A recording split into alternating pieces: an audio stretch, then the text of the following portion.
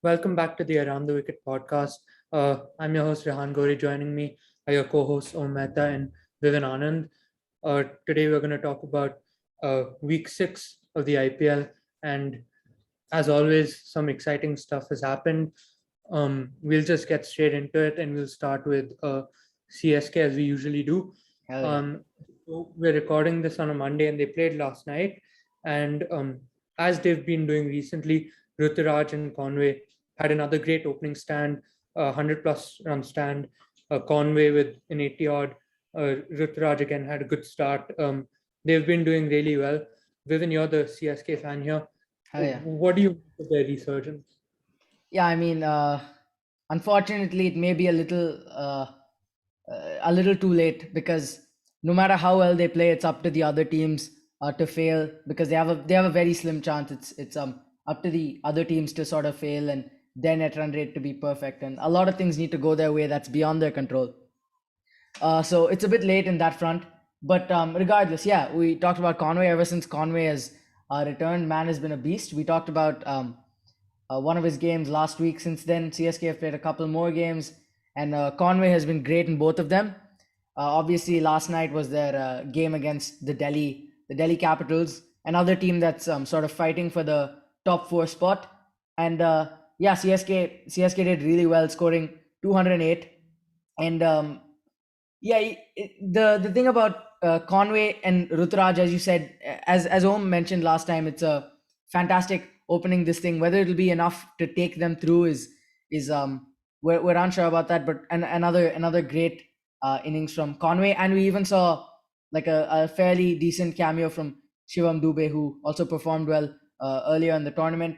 We got an informish MSD. We got a pretty fire MSD towards the end as well. So yeah, overall is a pretty good showing. Obviously, Jaddu was not in the team, and Bravo was able to come back. So and it paid off, right? Bowling wise, we did really well. We dismissed DC for a low total. So yeah, what are you guys' thoughts? We also saw different styles of batting from Devon Conway. Even in the interview, he mentioned that against someone, he swept the ball a lot and he was playing the reverse sweep and sweep shots a lot. But then last night against Delhi, Dhoni told him that the spinners will try and bowl fuller and like attack on the LBW option. So instead of sweeping, go down the ground and take them on. And I think we saw 4 to 5 sixes where he just went down the ground and hit Kuldeep and the other spinners over the head. So he's been a great rock for them. Shocked that he didn't play towards the beginning of the season, but now Yeah, that he's back, it's all well and good for CSK.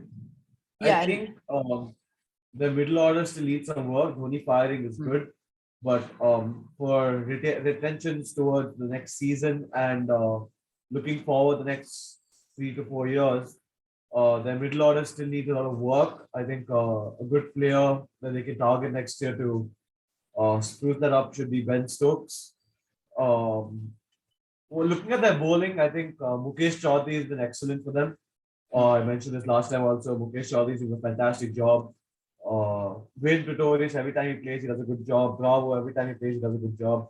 Highest wicket taker in the IPL. I mean, you can't expect much more from him.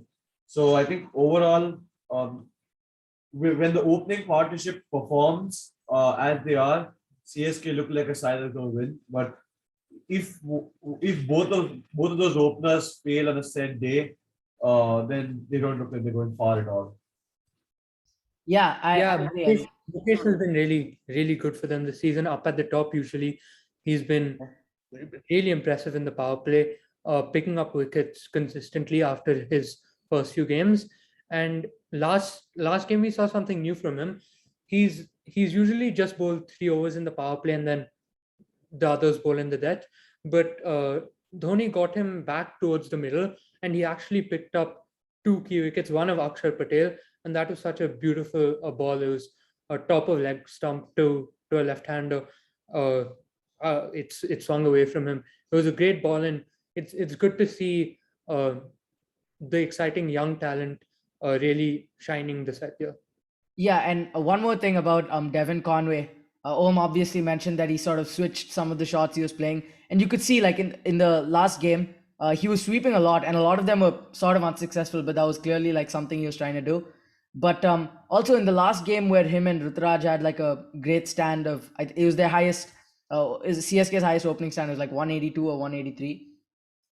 In that game, you could see Ruturaj took the initiative, and Devon Conway was sort of on the back foot at the beginning, sort of just playing it slow, going at just above run a ball until he really needed to fire towards the end. But in this game, he was sort of he was much more the aggressor, and Ruturaj took it a bit more slow. So we saw different gears from both the openers, and both times fantastic stand for CSK. And it's obviously a direct correlation between whether CSK's openers do well and where they win the game. It's pretty obvious. And yeah, if they can keep performing like this, CSK can definitely win their next few games. They have a game against Gujarat, and Gujarat recently got their streak broken, as we talked about last week. So yeah, it'll be interesting to see how it plays out. Yeah, it seems like CSK have gotten things together. Now we'll talk about a topic that I'm sure Vivian is very hopeful about, their qualification chances. I'll just give you the stats a bit. So with their current run rate, CSK have a 0.78 percentage chance of qualifying, 0% for the top two. In any scenario, they won't get to the top two. But for top four, if they have all 20 run wins, they have a 3.39 percentage chance of qualifying. Same for all 35 run wins, 3.39 percentage chance of qualifying. And if they have all 50 run wins, even with that much of a boost to their net run rate, they still have only a 3.39 percentage chance of qualification. So like I've given you all the stats, but if you just ignore the stats and just feel your gut, do you think they have a realistic chance? Because they need to win all of their matches, and they need all of the contenders in the middle. So I think that's around 5 teams to win only one to lose one match. Yeah, So, if you're asking me whether I think CSK will win their next few matches, I think yes. I think CSK will win their remaining matches, but I don't think they'll qualify because I think there's too much that the other teams have to do in order to let CSK qualify. Yes, CSK, KKR, and Mumbai are essentially knocked out the way I see it, even though they're not. But to anyone Mumbai is. I'm pretty sure. Okay, Mumbai is actually knocked out, but to anyone with brains, 10 teams, seven wins, you don't get in. 8 teams maybe, but with 10 teams, no. And people in the middle, they're obviously going to win a couple of games each themselves. So CSK aren't qualified, and yeah. Yeah, that's it about CSK. I think let's move on to the team they played. Actually, they played the Delhi Capitals, and Delhi Capitals have been sort of hit and miss this season. They've been win and loss. That's been a pattern for them, and they've just not clicked, even though it looks like they have a pretty solid squad. One big thing for them last night, which probably didn't really help in a 200-run chase, was Prithvi Shaw is ill now.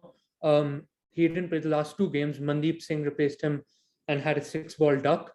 So they went with KS Bharat this time, obviously played at number 3 for RCB last season.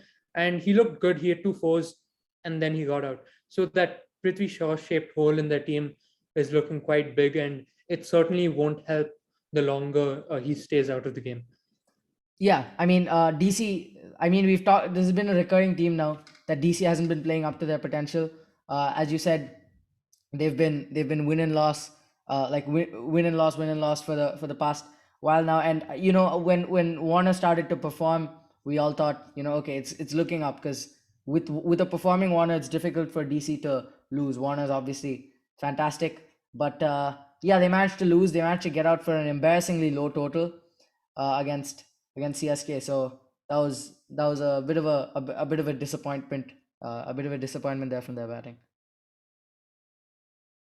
Well, see, no matter what you say about Delhi, the one thing you need to keep in mind is that one, they've lost a lot of players due to injury.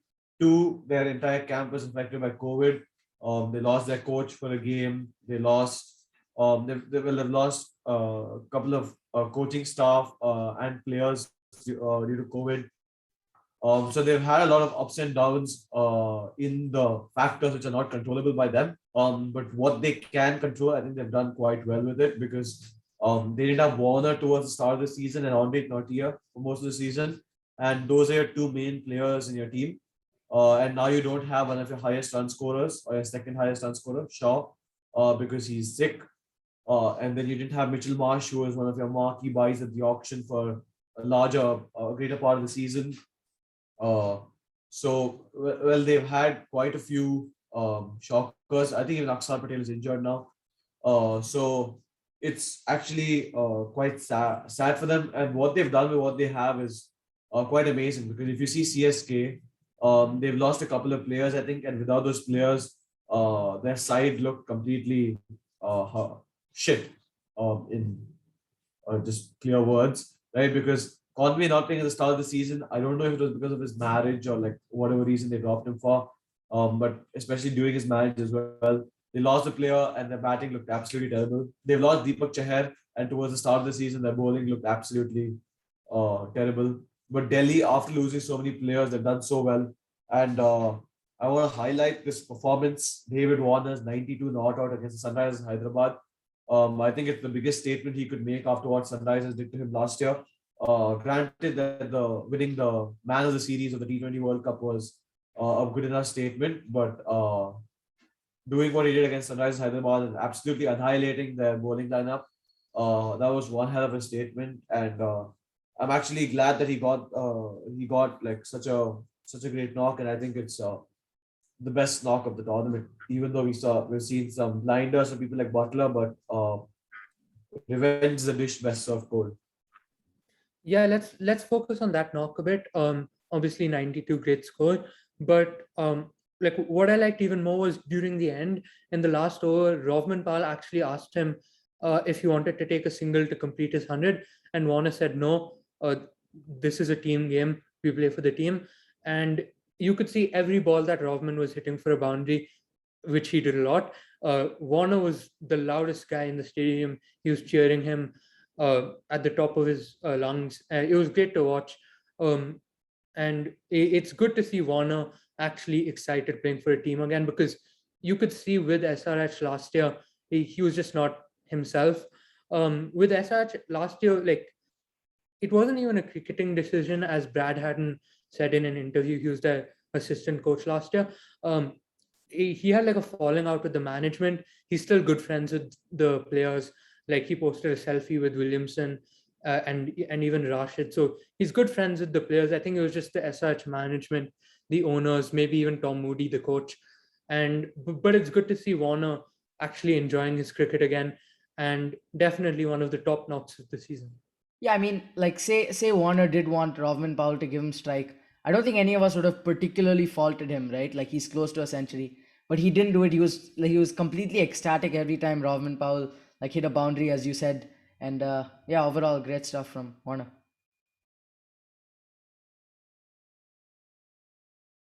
I think the other performances from the Delhi Capitals that have been noted are the ones that go slightly under the radar. I think Lalit Yadav has been great for them, but he's not been playing in the last few games.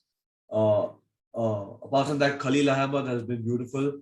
So the one thing that you can see is a batch of players flourishing under certain people.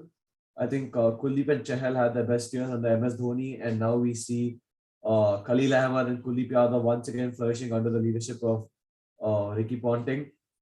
And these aren't the first batch of players who've done well under him, because if you see when he coached Australia too, or when he coached Delhi before, we saw Shaw, Dhawan, Iyer, Pant, Avesh Khan, everyone blossom under Ponting's reign. So he's been really good for them, and it just shows what having someone great at the helm of a team does to the environment, does to how they play, does to how well they do. We've seen it with Mahira Jayawardena over the past few seasons. We've seen it with Stephen Fleming over 13 years. We've seen it with a lot of coaches, and we've seen what happens when you have bad ones as well. We've seen teams completely falling apart because of poor management, and I think Sunrisers Hyderabad are the prime example of that. Uh, I think to an extent, even Punjab Kings are a prime example for that. They keep on changing the coach year after year. They're settled with Kumble for now, but doesn't look like he's doing too good of a job. So, well, we have to wait and see. Yeah, I mean, you were talking about top management and like having class in the ranks with Ricky Ponting and Delhi. Another franchise that has that is Sunrisers. Now you're talking about their bad management last season. This season uh, they've brought in Brian Lara, they've brought in Dale Steyn. They had even Simon Katic for a bit, but he left. And they have Tom Moody, who's had problems with them, but is a recognized coach. And you can see that it's clearly helping them, like Dale Steyn with Umran Malik, Natarajan, Bhuvi. All of these guys have had good seasons, and I'm sure Dale Steyn has something to do with it. And Brian Lara, a left-hand batsman, has brought the best out of Abhishek Sharma, another left-hand batsman. So clearly, the changes they've made have been working for them. And but right now, I'm telling you, they wish they could actually bring back Lara and Dale Steyn into their squad, because two of their key performers, Washi and Nattu, are injured right now. And as we've seen the last few games, they had a winning streak of 5 games, and now they're developing a losing streak. So Yeah. they would want those guys back as soon as possible. How big of a miss have they been? Yeah, I mean, See, one second. yeah, One more thing I think about SRH is the actually, you know what? We'll get to this when you talk about SRH. Why are we doing this now? Or do you guys want to start talking about SRH? we're talking about Uh, SRH, mate. We're talking about SRH. oh yeah. Oh shit. Oh sorry. Okay, SRH. My bad. Okay, so one of the things I think that led to the downfall, like over the last few games, was especially the track slowing down, because SRH's lineup plays with 4 frontline pacers and one part-time spinner, or like Jagdish Suchit, like a medium level pacer spinner. So with the pitches slowing down, we saw yesterday as well. Someone like Bonga or somebody was saying that uh, these kind of pitches don't, uh, what I'm saying, don't suit Umran Malik's bowling style. Pace bowling, like pace on the ball on these pitches, is not going to get him like bring him fruit or anything like that. The pacey pitches which we saw the start of the season, which everyone is enjoying, all the pacers were enjoying. Those are the kind of pitches that favor this kind of bowling lineup, but these just don't. So I think someone like a Shreyas Gopal would have been really handy, especially with his record against RCB, but he wasn't playing today. Natarajan is, I think, is always handy, so is Bhuvanesh Kumar. But Umran Malik needs to learn what to do, because Josh Hazelwood, we saw on the bouncy tracks, he's almost unplayable. But even here on the slow gripping track, we saw how he bowls so well and how he uses knuckleball, how he uses variations. I think Umran Malik needs to learn how to do that, because on these slow pitches, it's key. And I think one player who's a great player of spin is Kane Williamson, and I think he's the one who's getting out he's the worst batsman in the entire SRH batting lineup, right? So they need Williamson to perform. They need Williamson to bat through the middle overs, because they're getting the power from Shashank Singh. They're getting the power from Nicholas Pooran. Aiden Markram's been playing well across. Rahul Tripathi is the best batsman overall, and he's always there to perform. So I don't think they're going to qualify, because just because of the resources they have and the pitches that are offered at the moment. But it's a pretty decent job that they've done so far, especially after their horrendous retention and auction strategy. Yeah, I mean, they're on 4 losses on the trot now. They're developing a losing streak, um, to the level of the winning streak that they had developed after their first 2 games of the season. And yeah, part of that I think is because it's not the bowling isn't obviously the best part of SRH has always been through the years the bowling. Now Nattu's gone, and Umran Malik is getting whacked against RCB. He gave like 25 in 2 overs, I think it says 25 in 2 overs against CSK. In his 4 overs, he took 0 wickets and gave 48 runs. he's getting absolutely shellacked by the batsman, and no Nattu and an Umran Malik who isn't able to. This thing leaves you pretty much no like reliable or good pace bowling in the team, which is a shame for SRH. So yeah, I don't think they're going to qualify either. I think at this the losing streak is going to continue. They're looking as bad as we predicted they would at the beginning of the season. Yeah, I mean, two teams, KKR and SRH, are finally performing up to their paper potential um, as the season goes. But let's talk about SRH a bit more. So they've got they have a few glaring holes in their team. Obviously, with Nattu and Washi gone, that's a few more. But one of their problems is their fourth overseas player. So they've used Marco Janssen, Romario Shepherd, uh, Sean Abbott, and last game Fazal Faruqi, and none of them have really worked.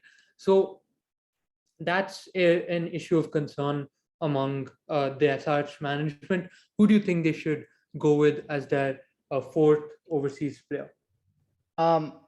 Yeah, I mean, I understand that Marco Janssen got absolutely slaughtered in one of the SRH games. To be fair, that's happening to their entire bowling lineup nowadays. I think they should still go with Janssen. I like Janssen. He also provides some nice batting at a time where, I wouldn't say that batting is necessarily the problem, but it's always nice to have some extra hitting power when a man like Williamson isn't really performing. So yeah, I would go with like Marco Janssen for the Yeah, fourth. so the overseas I option. wouldn't do that. What I do is I remove the overseas player spot, play Shreyas Gopal. You can play Jagdish Singh, Washi, whoever you want. Remove one of the top six and play Glenn Phillips instead. Uh, that's what I would do. That's why I'd use my overseas player. I wouldn't But bother getting Who would you an drop overseas. from the top six? yeah, You're not going to drop Williamson. Shashank Singh. Shashank has been doing really well. Doesn't matter. Like that's not the point. Like let him do whatever he does at six. What should technically be done is Glenn Phillips plays, because if Williamson doesn't perform, they can send Glenn Phillips up the order to bat there. I think they didn't need Shashank Singh against RCB, a player like Shashank Singh against the situation they were in against RCB or another team. Shashank Singh playing the role that he is playing right now, it can be fulfilled by actually multiple people, including Nicholas Pooran. So Okay, but I like think Glenn Phillips should play. the problem with SRH isn't really the batting at the moment. It's that Yeah, it's just there's more of a Williamson is hole not. in their bowling. So I mean, an all-rounder. I said Marco Janssen because yeah, he adds No, batting depth, but he can also. there's no point. There's no point playing Marco Janssen. What are you going to do playing Marco Janssen? He's not going to do anything for you. He The whole in the bowls. bowling is being the whole in the bowling is being fixed by playing Shreyas Gopal. Like literally, with the track Shreyas slowing Gopal down. played one game and he got absolutely whacked. Okay, fine. Like if you see the first couple of overs in that game, he actually bowled quite decently. He did get whacked, yes, but he's the only like solid option for them right now. With the tracks lined up, we're seeing spinners having a crazy impact in the game. I know Bopra just took 5 wickets, but one into Hasaranga yesterday, Kuldeep Yadav, Yuzvendra in the Chahal. If you go down the top 5 wicket takers of this time, 3 are leg spinners.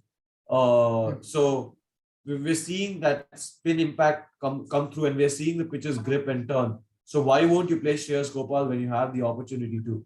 Or for that matter, any other spinner. Who's the other spinner they have? I don't remember offhand who the other spinner they have is. But you need to play spin. You can't go in with one spin option and that spin option being Jagadish Sharma, who doesn't even have that much experience playing at this level. Sure, he's Okay, very experienced domestically. I'll back bring like the extra spin option makes sense, but I don't think there's a need to fulfill the fourth foreigner role with Finn Allen though, because I mean the top six in batting are doing just fine. Glenn Phillips for in SRH. Alan Base possible. Okay, but I Yeah. mean, sure, but you don't really need it at the moment for Yeah, I another think option I that mean, could be like looked at is against RCB, their batting was shit. But then again, I think Glenn Phillips is a good floater to play for them. yeah, but where would you bat him? Because in domestic cricket he opens, and for New Zealand he bats at 4 or 5. All of those spots are filled for SRH. I know SRS is 1 to 6 is filled, but what I would do is I'd move everyone one down and play Glenn Phillips opening. because Williams is not doing you any good opening the batting. So play him at his natural position at 1 down. Or if you want to play Williamson 2 down also, and Tripathi plays 3 or 4, and then you get Pooran and Markham to finish your games off. Or you know what, just drop Williamson, but that's not gonna happen because we don't have another captain. No. But They shouldn't make the same mistake that they made with Warner with Williamson. Next season he'll probably go to a different team and absolutely shellac them. yeah, I said that they won't do because they don't have another good captain as well. Yeah. Only Bhuvanesh Kumar, but he's never captain at this level. So I think they should play Glenn Phillips. There's no point playing Jansen, Romari Shepherd, Fazlak Faruqi, or anyone else that they have. Sean Abbott. Yeah, and we're talking about an overseas spot being open for SRH. Another team which has a few overseas spots open actually is Rajasthan Royals. So what's happened with them now is obviously they were only playing with 3 overseas players using Karan Nair in there. I don't know why. When you have like a batsman like Rassi van der Dussen, but they were playing him and only 3 overseas players. But now another development has happened. Shimron Hetma is having a kid, so he's flown back to the Caribbean, and they have another overseas spot filled. So they only have 2 set overseas players in Joss Butler and Trent Bolt. So what changes would you guys make to the team? I obviously would have Rassi in for Karnaya, and I would probably have James Neesham in for Karnaya, and promote Riyan Parag up the order so Neesham can finish. I mean, we talked about the same changes. Like we talked about the same changes like a couple of weeks ago. I mean, bringing Rassi in, obviously, we love Rassi here, not Om as much, but Riyan and I love Rassi, and then Neesham in a good all rounder. We talked about it last week as well. I think Rassi, to an extent, like before this, when Butler was performing, Rassi becomes just a pointless player in the team because you have a lot of people performing and you get very less balls. So even if you see Hetma, he's getting only 13 to 15, not 13 to 15, 10 to 20 balls to play per game. And he's having a 20-30 on impact then and there. So I think Rassi, to an extent, becomes irrelevant in the team. But still, Rassi is a very good option to play. No, but why would you play Karnaya instead of Rassi? Like, there's no upside to that. Rassi is I know. So I'm still playing Rassi. I'm just saying he's irrelevant.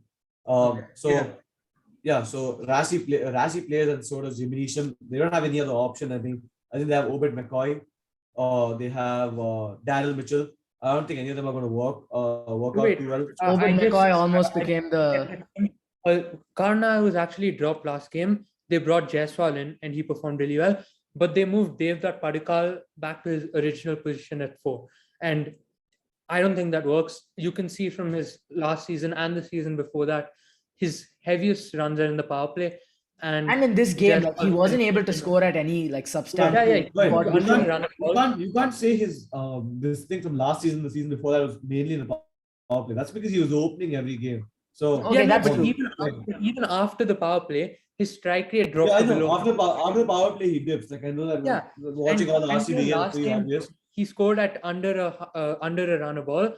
I don't think he's the best option at number 4, especially with Joss Butler and Jaiswal opening. Jaiswal, who's a retained player, by the way, who they put their faith in and should have never dropped. But I don't think Padikkal fits into that team. I would rather just play Rassi. I don't think it's fair to. I get. I mean, the problem. Yashasvi Jaiswal performing has created a bit of a problem because I don't know if they'll drop him right away. I don't know if they'll drop Devdutt right away. They might want to play him at 4 for a few more games just because he performed fairly decently sort of at the when Jaiswal was dropped at the top, he performed fairly decently. And so I don't think they'll drop him right away. But yeah, I agree. With Jaiswal performing, he doesn't really have a role in the team because Rayan talked about it. We even have a short about it, guys. It's called Can Padikkal Bat? He can't really bat outside the power play, make as much of a meaningful impact. He obviously batted at less than a run a ball. So yeah, but it's created a bit of a problem. Yeah, I mean, Jaiswal performing is obviously good for RR fans, and it makes like his retention feel better for the Rajasthan management. But but yeah, they have a few problems like SRH that they need to fix if they want to make it to the playoff, which I think they'll make it to the playoffs. But you always want to put your best team onto the 11.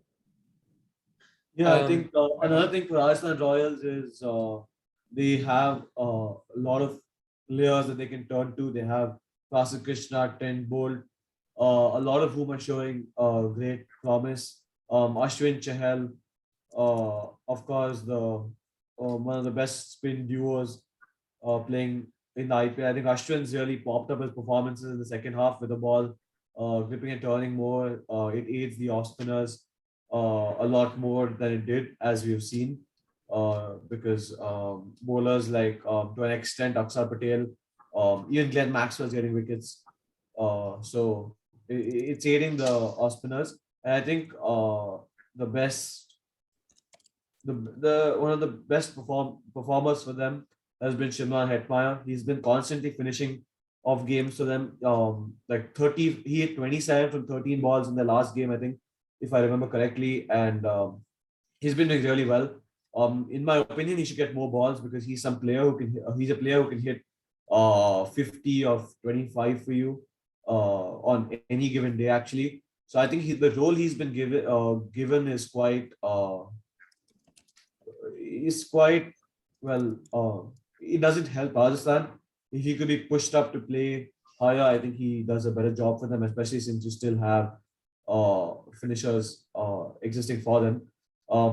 But yeah, Rajasthan have been good, and I think they're quite a surety to qualify unless we have a massive upset. Yeah, Yeah. 100%. I'd say the top three teams are almost surely qualified. And that I mean the two new teams of GT and LSG, and obviously Rajasthan Royals. But you know, Do you nothing think certain. do you think Rajasthan actually have a chance for a title run, which they Yes. haven't done since 2008? I actually back them over LSG and GT. I put my hat in for RR to win the thing. Like I mean, they obviously look better at the start of the season. They've had a couple of dry runs throughout the middle, but I still think as a team, by the time the playoffs come, they'll be able to find a more of a now the performing Jaiswal as well, that changes a bunch of stuff. So we'll really have to see how that works out. But a performing Jaiswal plus a performing Butler, as we've seen with CSK, it's a performing openers is a recipe for success. So I think I'd back RR for the title. Good. What about you? Yeah. Good. I think you're wrong. I'll tell you what. Just give me a second. Oh, okay. Okay, yeah, for me, I don't think RR will win it, but I think they'll make it into the top 4 quite easily. Maybe This is why you're wrong. Here's the team that's going to win the IPL this year. Oh, nice. Wow, Yeah, we that's get why you're wrong. once again Okay. the RCB fan in denial. Okay, everyone who's watching not this, denial. How is it Om is denial? joking. This We is will denial. not officially back them. if It's not CSK has a higher qualifying. chance of qualifying than denial. RCB does of winning the title, bro. And that's a low ass chance. That's bro. I thought you wrote a math exam today. That seems a bit mathematically inaccurate. Nah, man. I- Like, nah. RCB is not gonna win this, dude. Nah, man. RCB has a. Okay, wait. We'll Wow, talk about wait. RCB later. Oh, see. We'll talk about RCB later, but right now let's move on to Chapri RCB, and by that I mean the one and only Punjab Kings. They made a huge change recently. Mank's batting at 4, Bairstow's opening, and Bairstow just scored a 50 opening. So what do you make of that change? I think Yeah. it's. I think it's absolutely dog shit for them to do that because Mayank Agarwal is in all his essence. Mayank Agarwal is an opener, and by not playing him as an opener, you're taking away his main mojo, as you could say. But Johnny Bairstow, he's done quite well opening. Yeah. So you know, I'd rather play Johnny Bairstow way lower than he's playing right now. So I mean, Bairstow's I think done his damage in the IPL as an opener. You know, I understand that Mayank is an opener. Where is Mayank Agarwal done his damage?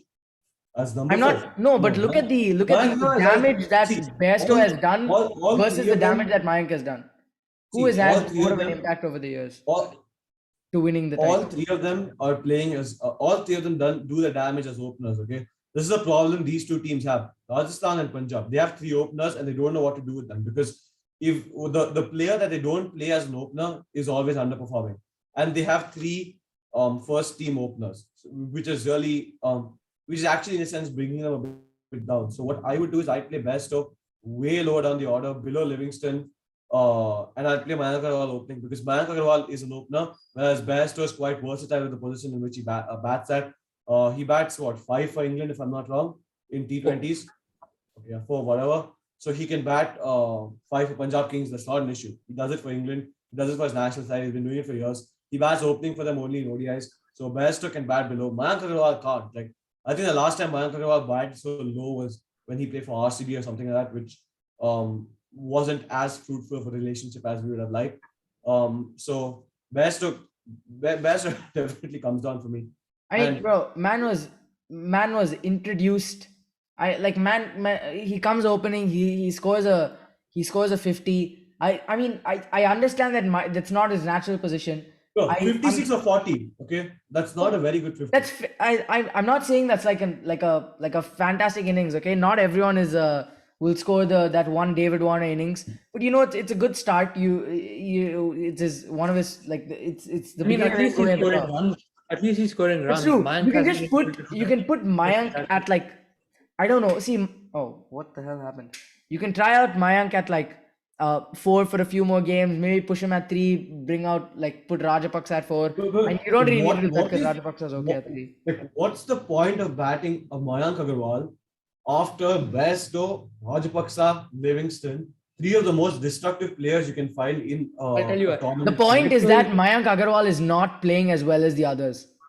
Yeah, That's to the see, point. I'll give you my reasoning Stay with behind the this. position he's most comfortable with. Keep him opening. Okay, but No, I mean, if really. Bairstow is doing the most damage in a position and Mayank is also No, he's played 1 game. Do you have any other basis for that other than 1 game? he's played 1 game and he scored a 50, and historically he has done the most damage. Yeah, Dude, he and Warner would have pinged, dude. See, I can make the exact same arguments you're making for Bairstow for Mayank Agarwal also because he's How also much is scored 50 Mayank? Mayank hasn't worked. They've tried Mayank this entire season. Mayank is working. They've brought in Bairstow 1 game opening. He scored a 50. You give him more time. He'll okay. Yeah, see, this is what happens. Typical RCB fans, man. Even if both of them are failing, I'll still want to bat Bairstow opening and Mayank at 4 because Mayank is a better player of spin than Bairstow, and at 4 he can come in and be a pure spin hitter in the middle overs, which I think even if they both are playing bad, that's still the ceiling for the team total is still higher if Bairstow takes advantage of the power play against pacers and Mayank bats 4 taking advantage of the spinners, which I think is the right move for Punjab Kings at this point. Yeah, and also, I mean, it doesn't even need to be as complicated as that. It can just be as complicated as Bairstow has done his most damage as an opener. Yes, Mayank has also. And Mayank hasn't been able to do that. So you bring in Bairstow, try to fit in Mayank in a different position. Maybe he won't perform, but the point is that you're getting a performing Bairstow. And I know he's only played 1 match. You can't judge. But that's the point. You'll play him there for more games. He's played 1 game and he hit a 50. We'll see what he can do in the future. But you keep him there for now.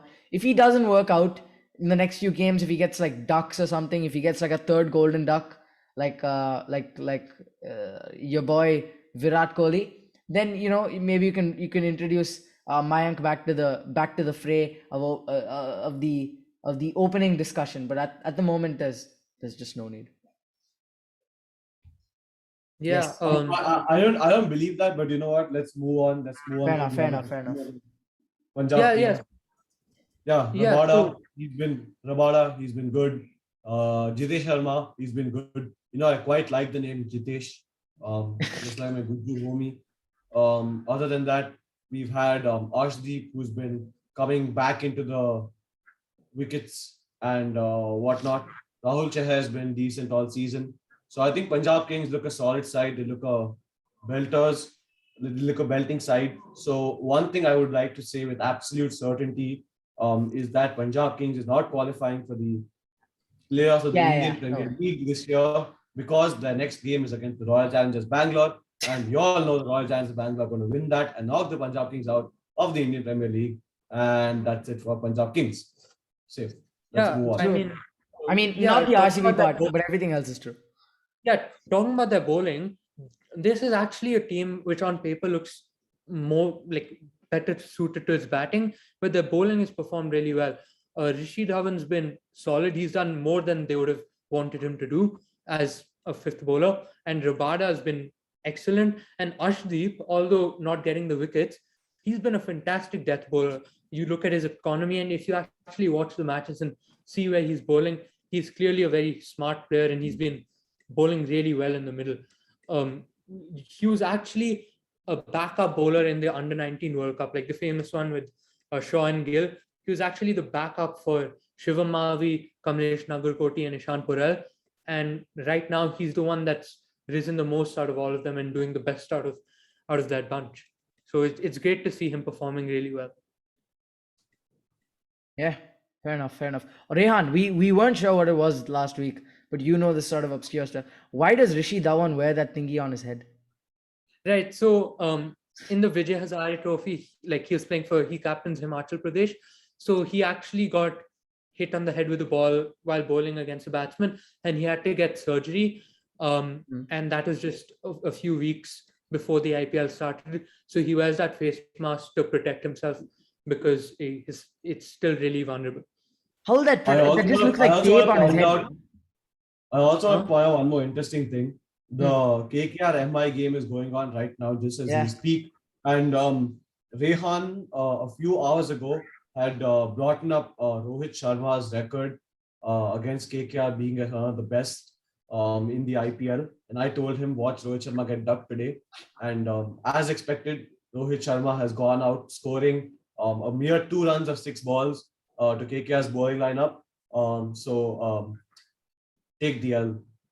Yeah. Yeah, I don't really like talking about KKR. We'll do that when I'm forced to. But All right, so right now, let's talk. Okay, so Let's let's talk talk about about KKR. KKR. Yeah, that's a great segue. Well Yeah. done. oh God. So Wait, as wait, KKR MI are playing again, I think we should let Rehan take this. He's Oh, doing most of the okay. rest. Okay, let's start. So first of all, you dropped 2 of our retained players in Varun Chakravarti and Venkatesh Iyer. After shifting Venkatesh Iyer up everywhere in the order, he batted at 1, he batted at 2, he batted at 4, he batted at 5, he batted at 6, and he batted at 7 in this tournament. What the hell are you doing? You give him a consistent position to let him show his skills. You dropped Varun Chakravarti after like 5 games because he was bowling badly, and you got in no replacement because you were stupid at the auction. You have 0 replacements for Varun Chakravarti. What the hell were you thinking? He's a bowler who can't walk. His knees are shit, like actually shit. He can't walk properly. That's why he always fields in the 30-yard circle at short third man, because he can't walk. And you got no backup for him. It's their auction strategies were so terrible. They have no pace hitter in their top 6 apart from Russell and Ajinkya Rahane. And if your best chance against pace is Ajinkya Rahane, you clearly messed up big time. You had no keepers. Sheldon Jackson failed when you batted him at 7 out of position. He should be opening. Sam Billings failed because you couldn't get your overseas combinations right.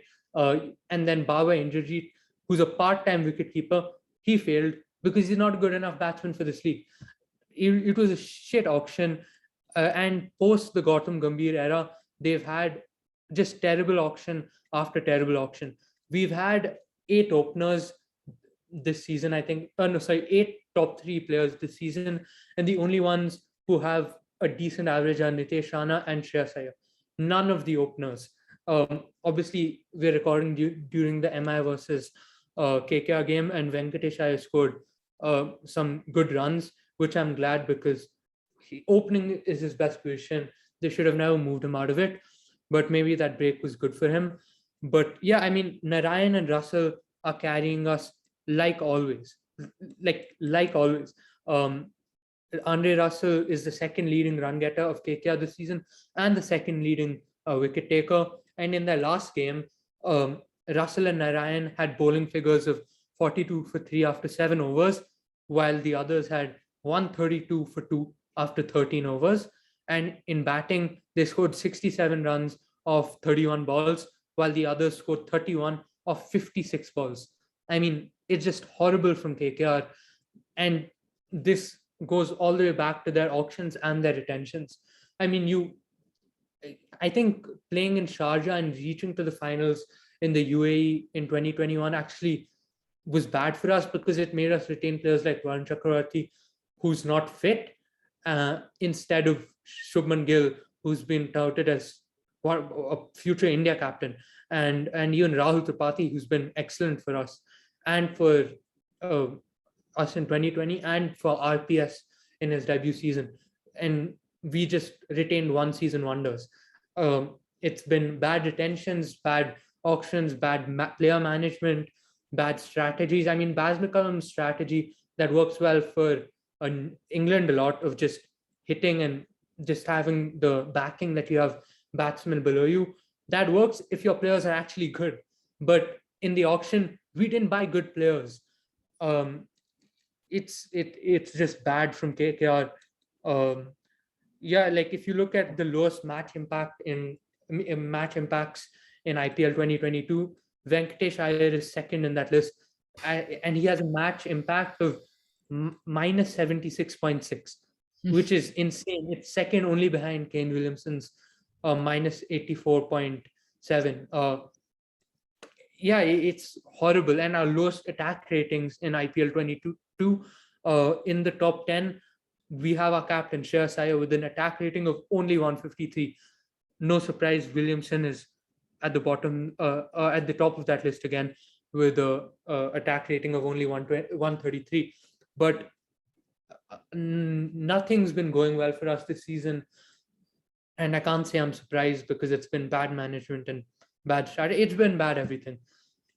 Yeah. I Glad you got think that that off your sums up chest, man. KKR's I think that sums up KKR's situation, but I think I want one more thing to sum up KKR's situation. Like in a world of what ifs, imagine KKR with 11 crore budget had bought Nicholas Pooran for 10.5 crore. I mean, I am trying to figure out how they would have had 18 players in their team if they had made that purchase. I'll tell you, if we had bought 10.5 for Pooran, we would not have had the money to buy Umesh Yadav, who's been our best performer this season.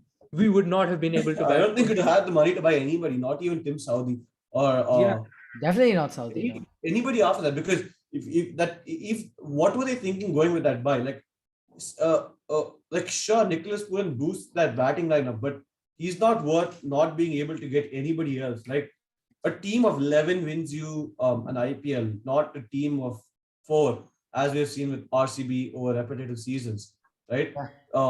Like a certain, like 3-4 people can't win you the tournament. And with KKR, I think it's been a lot of chopping and changing, as Rehan said. It's been a lot of inconsistent performances. I think the major thing that they've done is half their retention was one season wonders, and that's actually quite a sad way to go, because we've seen a lot of one season wonders come and go by. I think the best example to back this up is Paul Valtati, who played for the Kings 11 Punjab. I think many one season wonders, and they've backed those, and they've not come off as well as they would have liked. So I think KKR could have been better with that planning. I mean, even if you don't retain Shubman Gill, I think Rahul Tripathi was a no-brainer. He batted so well last season, and you just throw him to the. And Rahul Tripathi actually works for Brendan McCullum's style of play, because he's just intent. Like he just goes out there and hits every ball, and it's not like power hitting. He hits in the gaps. He's a very smart player. He works for Brendan McCullum. I just can't understand this KKR management. Like even this game, 5 changes. You're talking about chopping and changing. 5 changes this game. I mean, sure, it was probably the right changes, but we should have never been in this position anyway. You're talking about I don't know. We're talking about bad auctions. 8.5 crore for Nitesh Rana. I mean, sure, he's played well. KKR are actually, in fact, the only team to make more than 800 runs this season and have a strike rate of 140 in the over 7 to 14. And Nitesh Rana actually stops actually tops the run scoring in this phase with 215 runs with a strike rate of 150. But 8.5 crore, you've handicapped yourself at the auction with that. It's just unbelievable, the management. I will See, say one thing though. I think the Indian players went at crazy valuations this time because I think there was like a lot of demand for certain Indian players. But I think that's in a sense the wrong way to go because like I know Nitish Rana was so great for you and blah blah blah blah blah whatever. But then if you see some of the other players that came and went by the auction for way lower prices, David Warner 7 crore, a lot of the even like the 6 crore. marquee the top level foreigner buys that you could get. The best buy at the auction that one could get, according to me, as a foreign overseas batsman, is David Warner. Like, and he went for 7 and very. I'm actually quite disappointed by that. Good strategy by Delhi, but I'm very disappointed by that. So you could have gone for a wide variety of players, but 8.5 for Rana is a bit much. 10.5 for Nicholas Pooran is. I don't even know what that is. That's just that's a mockery of the auction. Like I mean, okay, Sunrisers paid 10.75 for Nicholas Pooran. That's like all right with the way he's performing for West Indies and all that. They had money. We But didn't. that's have what I'm saying. It's fine because they had money. KK didn't have money, and that's just sad. And you're talking about Gambhir, right? If we continue to talk about Gambhir, just see what he's done at this auction with Lucknow Supergiants. He's made an insane team. We'll talk about them later, but what a team he's made, and KKR is just. Yeah, I don't think there's much to talk about KK anyways. Let's move on to Lucknow quickly. Also, one more thing about KKR is at the very beginning of the tournament, there was a lot of discussion on our side about where Venki will bat, and Om was one of those people who said that he's fine with Venki at number 6, and lo and behold, Venki has not been able to perform until he's come to the top. Or I mean, he's been here and there. Back to the top. Huh? He's come back to the top. He started at the top. Yeah. That's what. So like the Venki that they retained was a top order Venkatesh Iyer. They pushed him down to the bottom. He wasn't able to really perform. He was able to try and get starts here and there, but nothing at a significant run rate or significant runs. And now he's back to the top against MI in the game that's happening right now. And man scored 43 of 24, which I mean, it's fine. Okay. The man scoring 43 of 24 against the worst bowling lineup in the IPL. It's not much of a basis for anything. Okay. No, it's a start. Okay, it's a start. We'll see what. Yeah, sure, it's a start, but it's not a. Okay, if we scored these runs against the Gujarat Titans or something like that, then I would be like really. I mean, you don't know if he will because he hasn't really opened against. Yeah, that's the management's fault and whatnot. But like, yes, exactly. We'll see over the next couple of games. Yeah. Okay, so now that we're done with KKR, let's move on to Lucknow Supergiants. Okay, so they've been on a 4-game winning streak, I believe, and they've really played really well towards the back half of the season. And I think one change that they did is very key to that, and it pains me to say this because I'm such a big Manish Pandey fan, but they removed him out of their lineup, and now they bat Deepak Hooda at 3, and he's been a fantastic number 3 for them. What do you make of this change in Lucknow's batting order? I was gonna say that the Hooda's obviously been performing well for pretty much the entire season for Lucknow. He's been one of their consistent batsmen, and now Lucknow's really gotten into the swing of things as I expected this at the beginning of the season much more from Lucknow than I did from Gujarat, and now Lucknow's coming back. I believe they're first on the table now.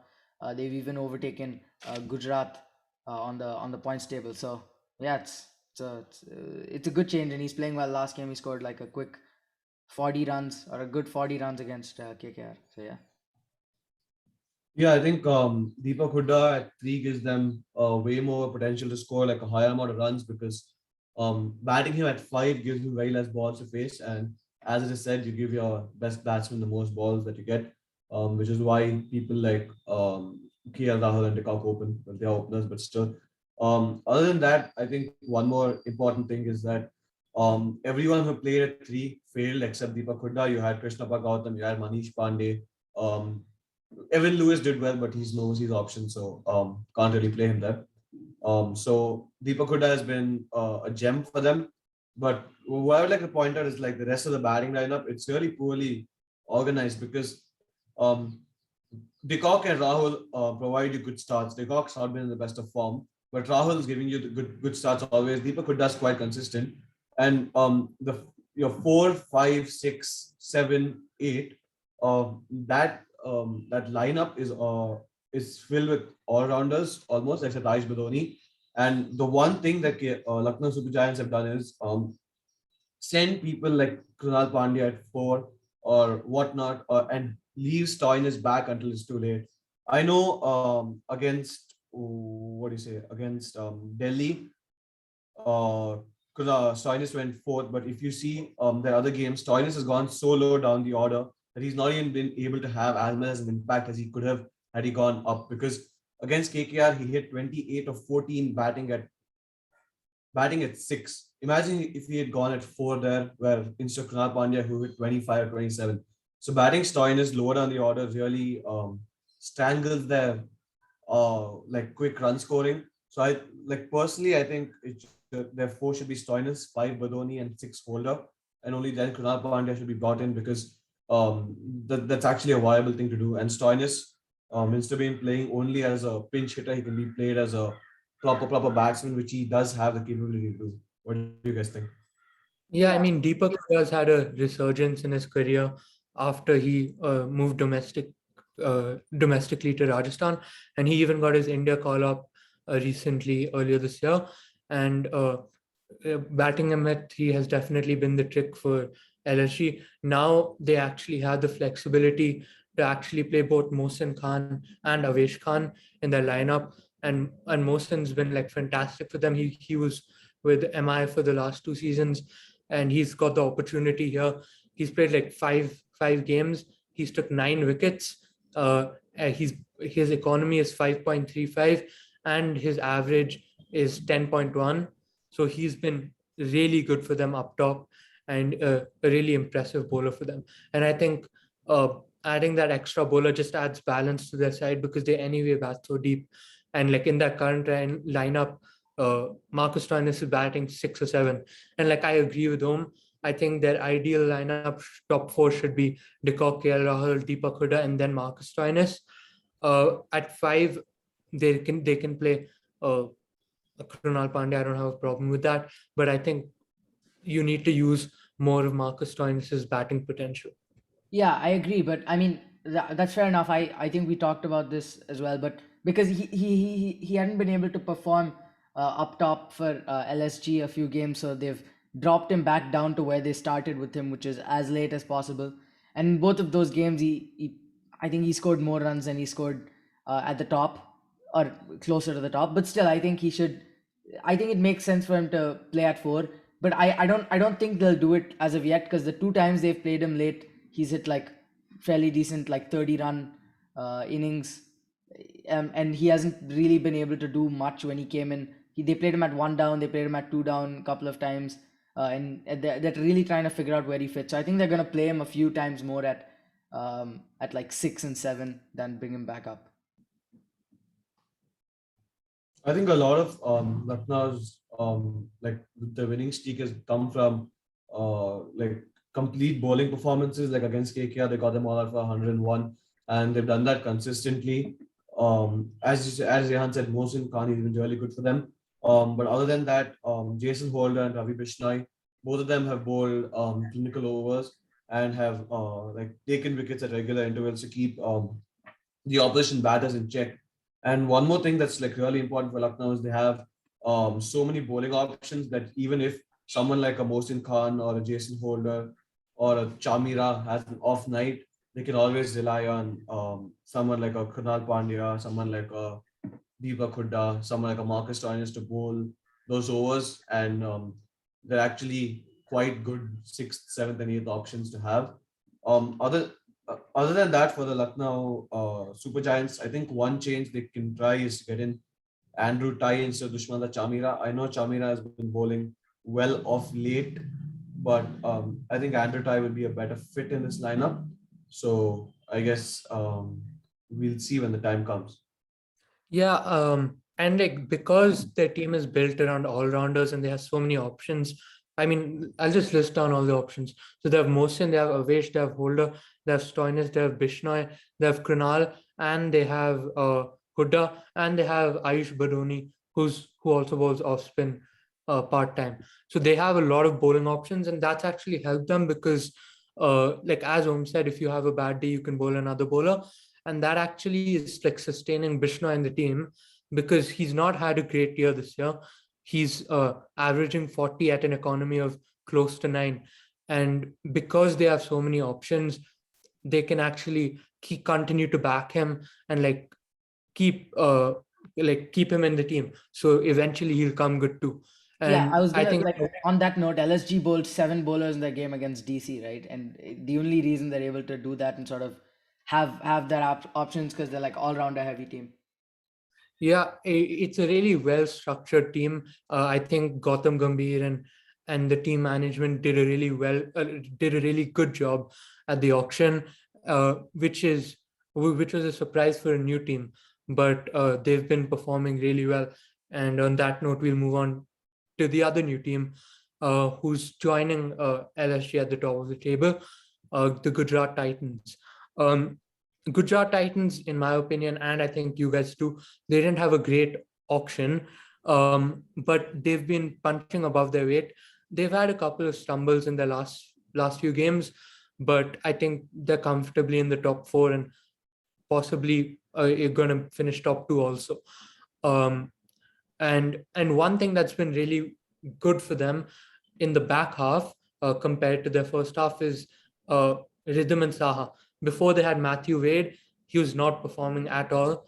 But now Rhythm and Saha is giving really good starts at the bat. He's striking at around 160 in the power play. He's averaging close to 50 in the power play. I mean, what else can you ask for an opener?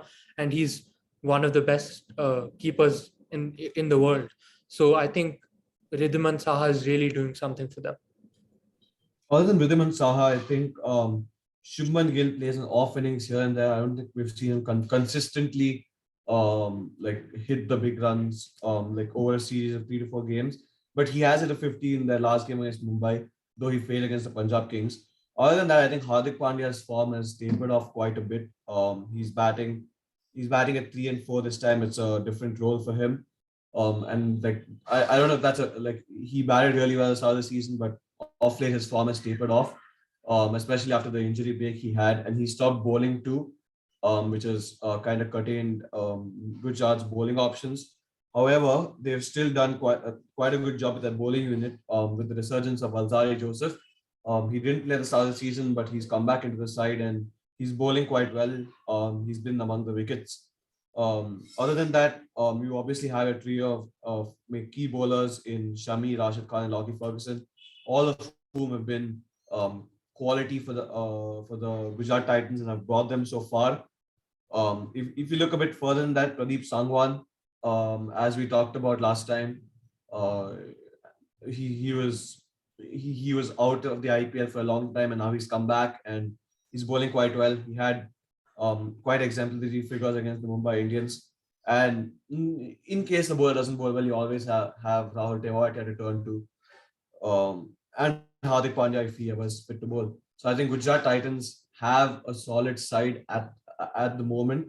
Vijay Shankar didn't work out, so they've gone to Sai Sudarshan, and Sai Sudarshan has performed. Miller, Tewatia, Rashid forming the finishing trio is quite solid, and Saha, Gill, Hardik Pandya to start things off.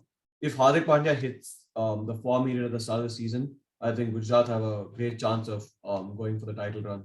Yeah, I mean, Gujarat's batting is really shaping up to look good, particularly with Vijay Shankar out of the team. You know, a team always looks better that doesn't have Vijay Shankar in it. And Sai Sudarshan hit a couple of knocks, but that's not really the point. As you said, as Rehan mentioned, Ridhiman Saha doing very well. Shubman Gill's able to get knocks here and there, not as consistent, but still. I don't they shouldn't have lost that match to Mumbai. That was just not a that wasn't something they should lose, especially considering both of the openers scored half centuries. Uh, Hardik Pandya got run out. Okay, that's fine. Miller and Tewatia, it was a very good last over from Sam's. But we'll talk about that more when we get to Mumbai. But I feel like Miller and Tewatia definitely should have finished it. Tewatia obviously got a run out in that game. But yeah, I think despite them losing to Mumbai, they still look like a very good team. Their batting still looks strong. Obviously, we've talked about it being because of the middle order. They have, as much as it surprises me to say it, Miller and Tewatia are like the most in my opinion, I would trust them the most out of any finishing lineup right now to get the job done, because they've done it time and time again for the Gujarat Titans this season. So that's been fantastic, and I think they're on a bit of a losing streak, but they're definitely top two in my opinion. I think GT and LSG are definitely top two. RR will come in, and RR will come in third, as we talked about. Yeah, like Om mentioned, Hardik, since his injury, he hasn't bowled at all, actually. And he's played 5 games. In 2 out of the 5 games, he performed well. With the other 3, he didn't. One was a run out, of course, as Vivian mentioned. But I think Hardik not bowling is actually hurting them more than many people realize, because if Hardik Pandya bowls, they can actually play an extra batsman. They don't need to play someone like Pradeep Sangwan, because right now they're 5 and 6 is Miller and Tewatia, and I think it'll actually help if obviously they dropped Abhinav Manohar, which I don't get why. He performed with his role at number 7, and I think he should be batting higher anyways. But if Hardik Pandya bowls, they can bring in Manohar back.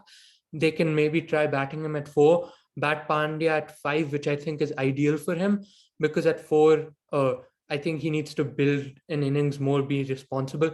At 5, he can actually just come and strike at 190 or whatever.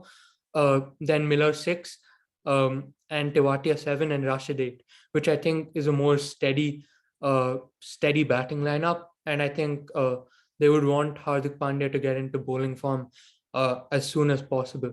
I know Vivian mentioned Vijay Shankar being out. I think they put too much trust in him at the auction. And I don't think they really planned for their number 3 really well, because Vijay Shankar failed, and now they have an untested player in Sai Sudarshan. I know he scored a 50, but I'm still not sure if that's a really good number 3 option for them. So I think that's a weak point, and I think Hardik Pandya not bowling is hurting them a bit. I mean, it's not shown up yet, but I think it could possibly hurt them in the future. It always baffles me why teams are still backing Vijay Shankar. He's become Tamil Nadu's captain as well. But I was surprised. He plays well for Tamil Nadu. Huh? He actually plays well for Tamil Nadu, though. Yeah, but he's never performed at the at the IPL. IPL level, at all. Like for Sunrisers Hyderabad, he was he didn't even show a glimpse of his potential or whatnot, right? Even for India, he had a couple of good innings, a couple of good bowling outings, but then he's never really shown that he's built for this level, even though he's had good domestic performances or whatnot. So I was actually quite surprised that teams went for him that way in the auction when there were so many other options. And I thought actually Gujarat could remove Shankar and play Sadrangani at the top, but that didn't happen, and he's been dropped, and that's actually not very fair to him. But it's how it goes. Yeah, Vijay Shankar, actually, if you look at the stats, he had a good 2018 season, but after that, each season, he's been performing worse and worse and worse. And it's just not working for Vijay Shankar at this level. It's almost like he doesn't perform in the important moments, because even for Tamil Nadu, in the last 2 tournaments, in Vijay Hazare and in Said Mushtaq Ali, he's been amazing in the league stage, but as soon as the semi-finals and finals come, he's not been performing. So whenever teams need him to set up, whether it be India, Sunrisers, Delhi or Gujarat now, and even Tamil Nadu, he's not been doing it. But yeah, Vivian, you mentioned the game versus MI where they couldn't chase 8 runs in the final over. Let's talk about MI. Obviously, Yeah. they've lost their most games in a season now. I think 9 games they've lost. They've never lost 9 games before, and it's a disappointing run for such a proud team and successful team. But I guess that one positive from that Gujarat game was that over from Daniel Sams, because they should not have won that The game. Mumbai team. And yeah, and Daniel Sams bowled really well. Oh yeah. Yeah. We alluded to it earlier. What an over from Daniel Sams. 2 balls were like as not as wide as you can get without the ball being a wide. It's incredible. Like that Mumbai death bowling was incredible. Sam's obviously did well. Earlier in the season, he was added to my bowlers of shame list because of the horrific show that we got, courtesy of Pat Cummins. Uh, however, uh, yeah, Daniel Sams has now redeemed himself in at least some part. Great showing from him. The first, was that the first win MI registered, or was that their second? Either way, they have so few. It's Second. that was their second win. Okay, yeah, that was a really good job from Sams. And the only MI team I've ever liked is now officially the worst MI team in the history of the franchise. So I guess that's nice. Yeah, One more thing. we talked about match impacts before. In the top 10 match impacts, Daniel Sams actually has a match impact of -61.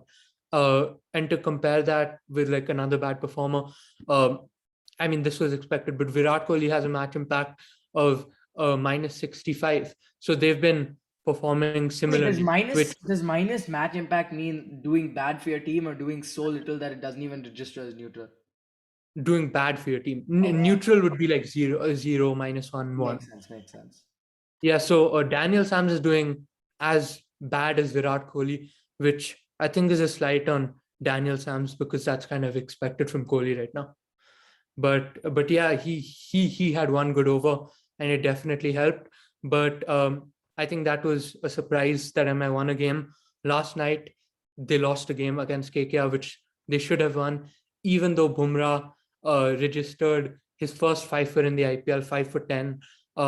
It's the 5th best bowling figures in the IPL ever, the 2nd best for an Indian pacer, for an Indian bowler ever in the IPL, behind Anil Kumble's 5 for 5. And I think it's the 2nd best figures for a team which has lost by 50 runs or more. So Bumrah's effort went in vain as MI lost again. See, I think his effort went a lot in vain because the entire batting lineup depends on Suryakumar Yadav, and Suryakumar Yadav just dipped. I think Tilak Varma has also scored runs. So those two are basically carrying the entire batting lineup because, as Rohit Sharma usually does, he's not had that great of an IPL. He's never been that much of an IPL player over the last few years, more of an international giant run scorer. Ishan Kishan has had his ups and downs over the entire season, but it's mainly been Suryakumar Yadav and Tilak Varma doing the run scoring, and that hasn't paid off for them at all. Kieran Pollard hasn't done anything this IPL. Yeah, I was like gonna say, literally a born showing this. anything. Right? The worst decision the Mumbai Indians management could make at a single point in time was to drop Tim David after 2 games. His first 2 games on Indian soil. That was just an absolutely shit decision that they could have made. Other than that, I think their auction strategy, we've talked about it so many times, was absolutely terrible. I think backing a lot of players who've had barely any success in India or have never played in India was quite a mediocre thing to do, because if you look down that list, you have Riley Meredith, never really had success in India when he played for Punjab Kings, or just any success in the IPL, or just any game time as much in India. Then you have Tim David, Daniel Sams, both of whom as well don't have experience in as much experience in India and have never performed and have never played here. Other than that, Devil Brevis. So that's 4 out of 8 foreigners, I think, who've never really had an impact in India. Yeah. So I think that's quite concerning. And the other foreigners they had were Tymel Mills, Fabian Allen, none of whom have really, lit the ground on fire. Kyle Mills did Anywhere. fairly decently at the death, but yeah, he No, had. I mean he got belted when he played for RCB, but that's because he played for RCB. But that's a different matter. But like the the really only player who one could have said has had like a real huge impact in India would have been Kyle Pollard, but he's been an absolute failure this season. And I think they need a replacement coming soon, maybe next season. You never know. He's retired from international cricket.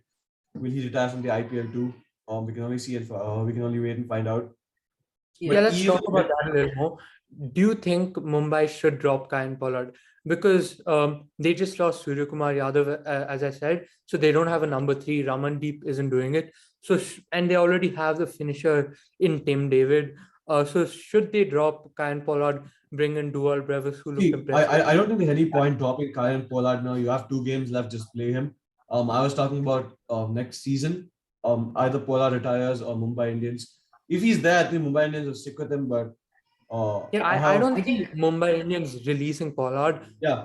I think Pollard's gonna retire after this season. So I think Mumbai should play him. They're anyway out. Just play your veteran player. Give him the games that he deserves. Devil Brevis has 20 years of cricket left in him. So give the man Yeah, he has to. I don't see Yeah. Pollard retiring after the season because he just retired from international cricket. So now he'll just play franchise cricket like the West Indians do for like. I still think he'll retire. I think he's lost a bit of his. He's lost a lot of his game that he used to have. So I think he's got. I think I think he he'll might retire after qualify. next season maybe, but I don't think this season. He's still fairly young. Like he's Virat Kohli's age. I think he's just a Wow. few months older than Kohli. So he's very young. I have these It's- ages all wrong, man. First with Natarajan, now with Pollard. But yeah, what I was saying was Pollard is okay. Yesterday was Pollard. Yesterday, okay, the KKR game. Now I'm not claiming that Pollard should have won that game. Okay, that game was pretty much out of his reach. From like when he couldn't really have done. Maybe he couldn't unless it's some freak scenario. He probably wouldn't have won them that game, no matter how well he played. But bro, I think it was like 5 overs, 67 runs, or it was 4 overs, 60 runs, something along those lines. And he was batting with a 7 down, and he was like 12 of 8, and then he plays like 4 dot balls. Becomes you can't allow that. At least try to hit and get out in shame. Or what am I saying? Try to hit and get out trying to hit instead of like staying there in shame. He didn't do anything. You can't, in that sort of scenario, you can't get out when you're like below run a ball when you're trying to chase 15 runs and over in the last 5 overs. That's absolutely shameful. What a shambles of an innings. That was such a silly innings. I don't think that'll be the catalyst for his retirement necessarily. I want to see him drop. Okay, I want to see Dual Brevis play some more. And I get that after like his first game where he hit like I think 40 or 50, and then his second game where he hit a quick 30, he didn't actually do much for the next few games. But still, that was his role. He was obviously put in there to just hit as much as possible and not really care about his wicket, and that's what he did. So it'll be I want to see more of that. I don't want to see Kyron Pollard come and stumble onto the field and score less than run a ball when Mumbai needs like 15 runs and over. That's silly. Yeah, I agree with Om on this one. I think they should finish out Pollard. Just say you have 2-3 games left. Just show us what you can do. They'll play him again next season. I don't think he's going to retire. It's not like there's not a farewell couple of games. Yeah. They're not going to release him either. No, but like just to see if they want to start with him or not. Because if they drop him now, he won't start next season, and there's no point dropping him now because they're already out. But yeah, I also agree with Om that their management clearly didn't care about the season. If you look at their players, they've backed young players, Jofra Archer, Tim David, Joel Brevis, Tilak Verma, who's actually who has the most runs for an uncapped player this season. In my opinion, he should be getting the emerging player award, but knowing the commentators, they'll give it to Umran Malik. But I think Tilak Verma has been the most impressive. But yeah, but if you actually look at their lineup for next season, it looks mighty impressive. I mean, Bumrah, Jofra Archer together, Tim David finishing, dual Brevis, Tilak Verma, and Sky in the middle. Ishan Kishan's been scoring some runs recently. Rohit Sharma, as always in the IPL, he looks in good touch. He plays good shots. Last night was an unlucky dismissal. There's some controversy with the technology, but he never just scores those big runs. But if you actually look for the future, this MI team could be another powerhouse. I think like that's fine and all. Any team can be a future powerhouse. But what I need to say is, you mentioned everything that's good about MI, but in the bowling sector, you mentioned Bumrah, Jofra bowling together. 8 good overs don't win you a T20 match, right? Around about 16 good overs at a minimum win you a T20 game. So I think Mumbai need to find the other bowlers and not only Bumrah, Jofra, because we're seeing that we're seeing this time they don't have a good bowling attack. They're getting destroyed by every single team that plays against them with this bowling attack. Who they tried Tymon Mills, Riley Meredith, Basil Tampi, Murugan Ashwin, Daniel Sams, Jaydev Unadkat. So many players there, so many people not performing. I think they need to get in quality bowlers in next year. And I think they need to have a good core of a minimum of 4 bowlers. So one person I would like to see who can actually do some damage in the middle overs, get wickets consistently, is Adam Zampa. He's a good option for them to buy.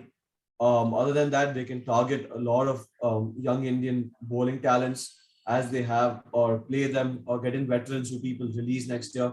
But they need to buff up their bowling a lot if they're going to have a chance for a title run next year. But with this bowling lineup, it's just not looking enough. Yeah, I mean, and if you look at the successful MI teams, they've been backed by a really good bowling lineup. I mean, Malinga, you've had Bumrah, you've had Harbhajan Singh at once. Mitchell McClenaghan was always really good for them. And this bowling lineup just doesn't seem to have that. And I mean, if you look at the spinners, I think they should have really bid for someone like Chahal or Kuldeep, because those two were the steals of the auction, went together for only like 8 crore. And MI's never really had a world-class spinner since Harbhajan Singh. And yes, that is a shot at Rahul Chahar. He should have never been picked for the World Cup. But yeah, they've never really had a world-class spinner since Harbhajan, and they still don't have one. So I think they need to do some re-looking at their bowling lineup for the next mini auction. But yeah, one other thing I wanted to mention about MI is Pat Cummins was bought for 7+ crore against KKR, and we mentioned MI's record against KKR, how they dominate us. I think it's like 22 wins out of 31. Pat Cummins has been bought for 7+ crore, and most of the games that he's performed for KKR are versus MI. In IPL 2022, in one match he scored 33 off 12 balls. In the other, he scored 53 off 36. In 2021, he scored in the only match he played versus MI. He bowled 4 overs and gave 24 runs for 2 wickets. And this season, obviously, he had that amazing innings of 56 in 15 balls and 2 wickets. And then now he just got 3 for 17. So Pat Cummins is becoming an MI specialist and has been paid 7+ crore by KKR only to beat MI, who we never beat. So that's another fun fact. But yeah, let's move on to Om's team. Now let's talk about RCB. RCB have been hit and miss this season, but they've been above average, I would say, which is a surprise. But 2 of their retentions, Kohli and Mohammad Siraj, and Maxwell, actually, all 3 of the retentions haven't been performing well. Obviously, we talked about match impacts, and in the bowling match impacts, Mohammad Siraj is at minus 76.2, which is the 3rd worst. Kohli is the 5th worst in batting with minus 65.2. So those 2 haven't been performing for them at all, and they've been in quite bad touch. What's your take on that? Bro, I mean, if you look at the entire RCB lineup, you talked about Glenn Maxwell. He's hit almost 200 runs and a strike rate of 167. I don't think we can ask for more than that because we've been getting runs from everywhere around him. So I don't want him to do more. I actually just wanted to play 30 runs of 10 balls and get out because that's what he can afford to do because of what we have below. So Faf du Plessis and Virat Kohli. Virat Kohli is absolutely useless. So just play him until he becomes good. If he ever becomes good, maybe he does what Shane Watson did for CSK, which is be useless the entire season and then score a century in the final. The finals, If he yeah. does that, if he does that, I will bow down to him. But other than that, Rajat Patidar, he's been a beautiful find. He's playing aesthetically pleasing shots, and he's like lighting the IPL on fire, which he did not do last year. I think he's a great find. Number three, he provides a lot of stability. He does Virat Kohli's job for him, so Virat Kohli can get out for duck every single match. Yeah, Rajat So Patidar is an opener at this point. yeah, Virat Kohli has gotten out golden duck 3 times in the IPL before this season, and he's just doubled that this season. Across all the years IPL has ever been played. Other than that, so the top four is pretty sorted. Glenn Maxwell plays one innings in how many games have he played? 12 games. Glenn Maxwell plays one innings in every 4 games. So we can expect the next innings to be in the 16th game, I think. One would assume a 17th game. So that seems like a good time to play a good innings in the quarterfinals. Or, I mean, Seems the playoff unfortunate game. because it seems unfortunate because RCB won't even reach that stage. We'll see. We'll see. Other than that, Dinesh Karthik, as we said, 30 from 8, fastest 30 ever in the history of the IPL, and he's been fantastic as a finisher. In the last over, he's hit I think 73 of 21 balls. This is absolutely insane. That's a strike rate of 300 plus. Like just in that 20th over. So as a finisher, he's been perfect for us.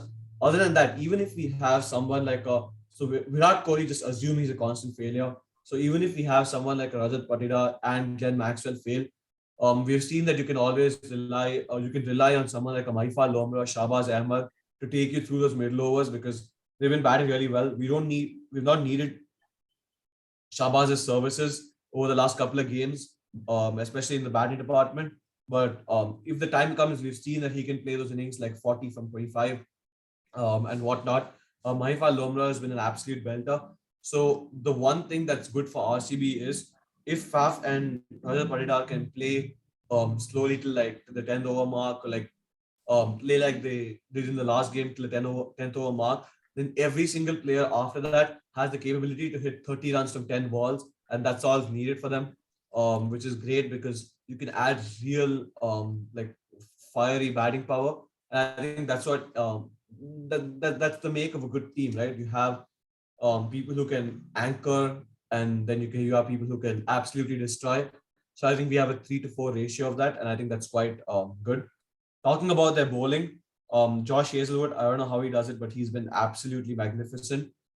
He's bowling the exact same length, and players can that test match length, and players cannot play that length.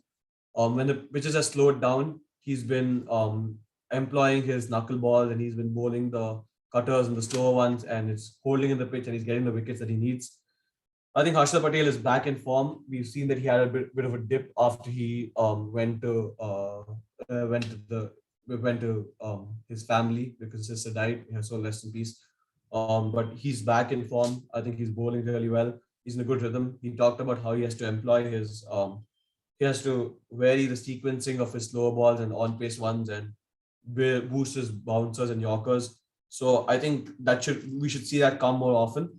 Other than that, I think Hasaranga, we've all seen what he can do in the last match, 5 for 18, best figures in this IPL. Glenn Maxwell and Shahbaz Ahmed are coming in once the pitches are started to grip and turn. It obviously helps the off spinners more because it helps the finger spinners more because you can get the grip out of the pitch when the pitches wear down. So I think they've been fabulous. They've been consistently getting wickets. Maxwell got 1 wicket in the last game, I think, and got Williamson out, run out the first ball on his bowling. He didn't get the run out, but a run out was gotten. So I think the bowling line is quite sorted. One change that I've noticed is Mohammad Siraj is playing the role that Akashdeep was for RCB.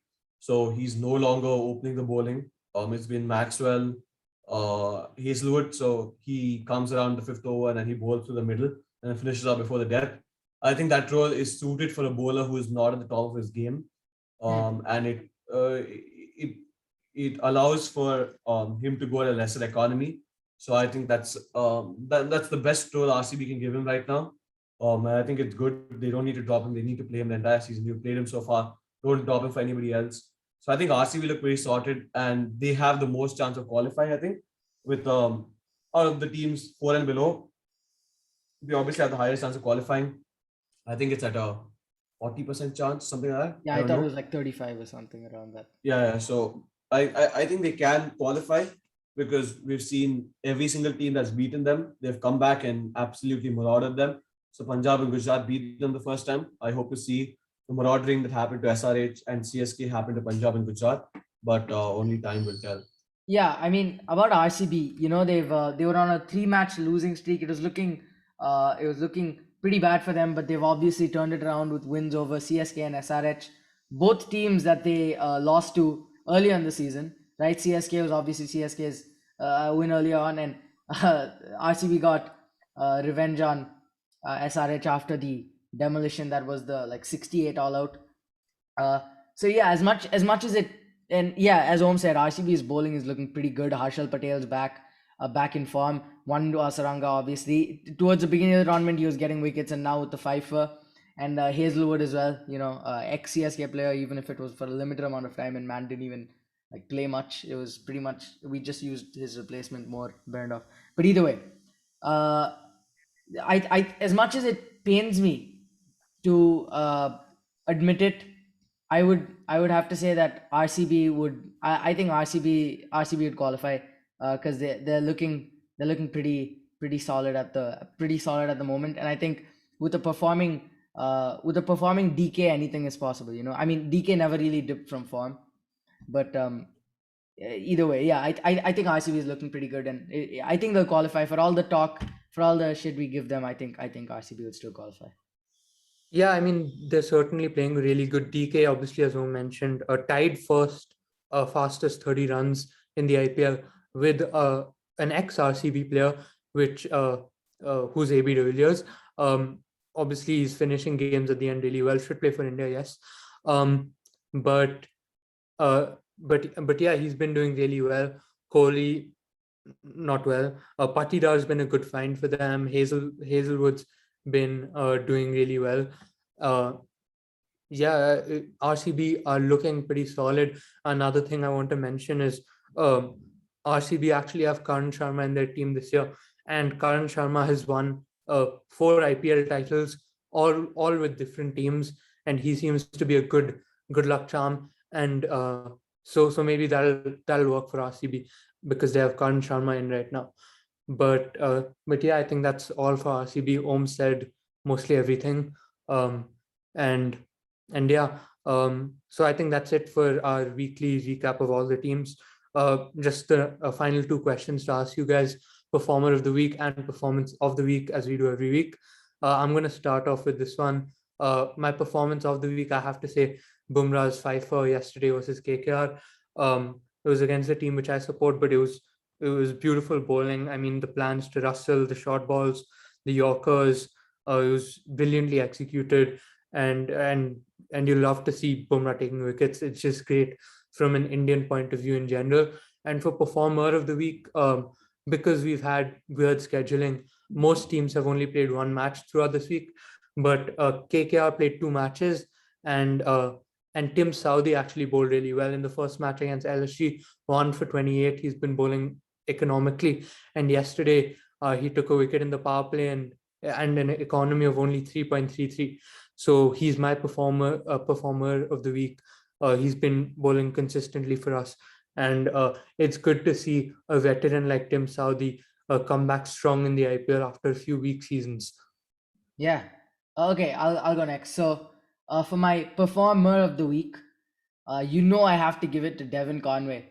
Man is not single-handedly, with the help of Gaikwad, but he has revived CSK from the ashes, and we're still going to remain in the ashes because we're probably not going to qualify. But he's given us a little bit of hope. In the 3 matches he's come back, he's done fantastically. He had 50s in all 3 games. In the second game, we lost to RCB, but he was pretty much the only performer for CSK apart from, I guess, Moeen Ali. But he scored, Devon Conway hit, I believe, 56 or 55 of like 30, 37, 38 balls. So great stuff from him. And obviously, as we talked about, Conway scored a really quick and fantastic innings the last game for CSK. So performance of the week, performer of the week, Devin Conway. And for performance of the week, I'm gonna throw Om under the bus here because I know this is what he's gonna say, but I'm gonna give it to David Warner.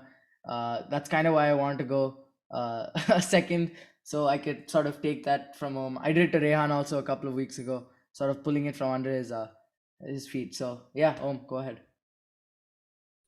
All right, so since David Warner has been stolen from my graces, my performance of the week will go to Yashasvi Jaiswal for his 68 of 41 against the Punjab Kings in his what do you say, comeback of a sense.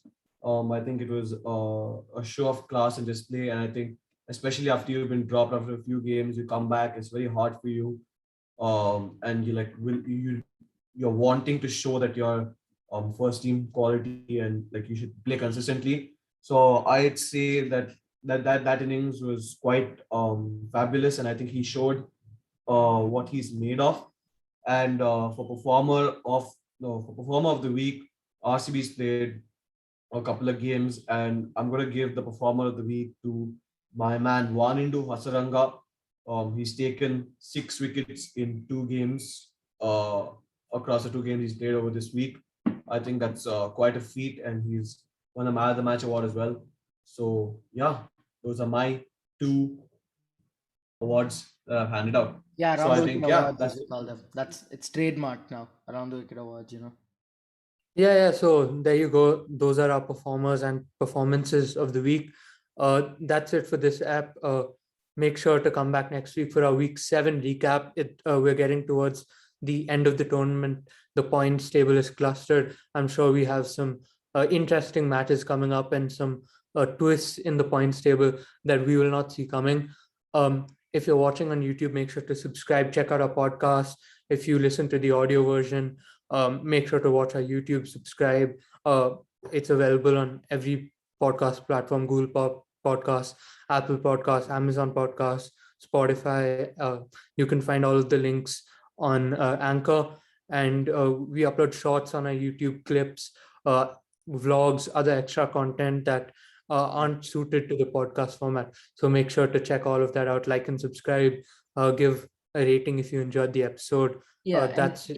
and also, guys, if you're watching until here, okay, if you watch the entire podcast and then reach this point, I don't know what's wrong with you, but also thank you. Thanks for watching. It's like a 1.5 hour thing that we do every week, and yeah, as Rehan said, we do other stuff as well, like shorts and stuff. Almost, we try to do it every day, but sometimes it doesn't happen. But we try to do it every day. So check into everything, and yeah, anything to say, guys? Yeah, that's it from us this week. Thanks for watching. Bye bye.